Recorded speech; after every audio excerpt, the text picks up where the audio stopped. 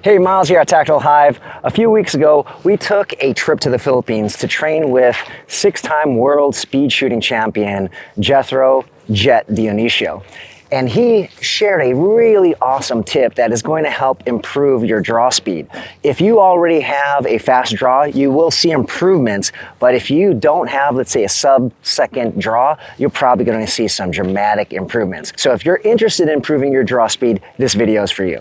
Before getting to the video, we want to thank today's sponsor, Vedder Holsters, for sponsoring this video. I've been using Vedder Holsters actually since I started shooting, and we use Vedder Holsters a lot in our Force and Force classes because they're extremely affordable, they are very durable, and they have a tremendous selection. We have never had any issues with these holsters, so thanks Vedder Holsters. And if you guys are looking for a holster, make sure to check out Vedder Holsters. We'll leave a link to their website below. Now, let's dive into the video.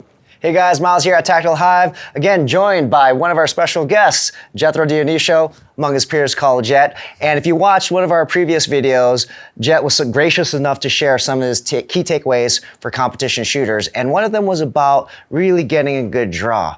And when we talked about that off camera, there was a really cool tip that Jet shared that I haven't really been exposed to yet. I haven't heard anyone talk about. And I thought it would be great if Jet actually shared that with you guys too. So Jet, thanks a lot for doing this and take it away. The way I do the draw, I try to do it with one count.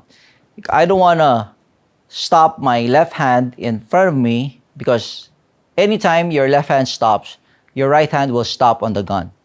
Okay? Most of the time, maybe you see people draw like that. Okay?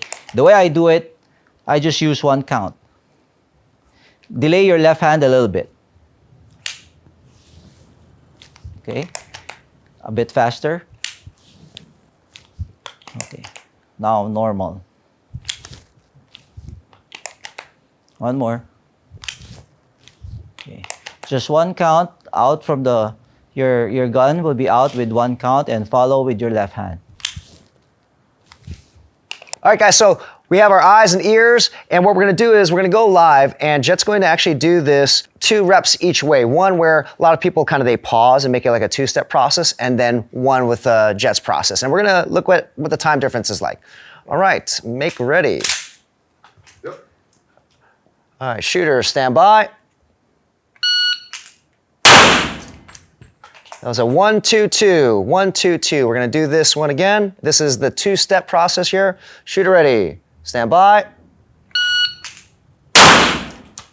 1.2. All right, so let's see what we gain with getting rid of that step here. All right, shooter ready, stand by.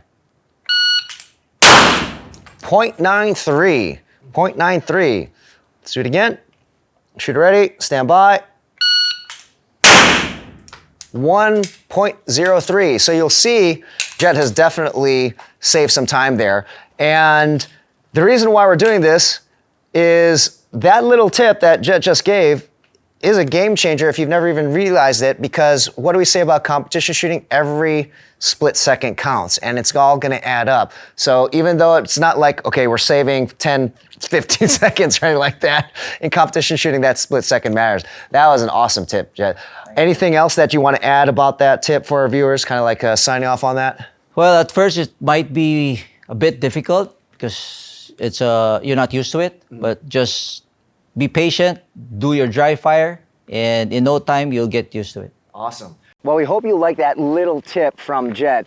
It's something I've never seen before, never heard about before, and here is something very interesting. So when he taught this to me, it made sense, but also didn't make sense, because if your firing hand is moving, you should technically have the same draw speed if you don't pause here. I understand that by pausing with this support hand, there could be some lost time, but if your firing hand continues to move, technically there shouldn't. But this is Jet. He's a 6-time world speed shooting champion, so he must have tricks up his sleeve. So what I did is I tested this out. I used the Mantis X10 Elite to get data, which if you're unfamiliar with that device, we'll leave a link to that as well below in the description. But I used that to test my draw with my traditional draw where I'm moving both both arms, and then using his tip where I didn't move this, I delayed this for about a split second and began to move my draw hand, my firing hand first. And when I did this, I did 100 reps each way, and I did 10 and 10. So I did 10 moving both, and then another 10 just moving my firing arm first and then meeting. And what happened is, on average, using Jet's method, and I already have a sub-second draw, and I was shooting an A-zone target from 11 yards, and my draw speed typically is under a second. So my fastest using his technique was 0.94, and compared to my traditional draw, I saved 0.06 of a second. So for somebody who already has a sub-second draw, shooting something at 11 yards, now if you really don't have a fast draw, this probably you might see more than 0.06 of a second. So this was something that I really was not, I couldn't tell if it was going to work, but it actually did. So give it a try, and if you really want proof, if you do have, let's say, a fast draw already, then probably using something like the Mantis X10 Elite is going to really give you that data. But let me just dive into just real quickly why. Well, I was wondering why, and I actually talked to JJ Ricazza about this too. We were hanging out the past few days, and I told him, man, it was really faster. I don't really know why it's faster. And so it kind of makes sense where, one, yes, people could pause, but if you're already a fast shooter and you draw quickly, the Mantis told me that I was able to get my gun up fast here. It was here faster than my traditional draw. This is where I saved time. From this point all the way up here, it was here much faster. And that's the data that I got. The reason why I wanted to use the Mantis was to know where I was shaving the time. And so when I told JJ Ricazza this, we were trying to figure out, yes, this can cause a pause, but if you already have a fast draw, it's unlikely that your hands are pausing anywhere. If you're a beginner, yes. But we were thinking about, okay, if we pause here, then someone's going to establish their grip here and then draw. Whereas if my gun is coming up and I don't establish the grip right away, I can hit this, I can actually use my support hand to give momentum to get that gun up on target faster.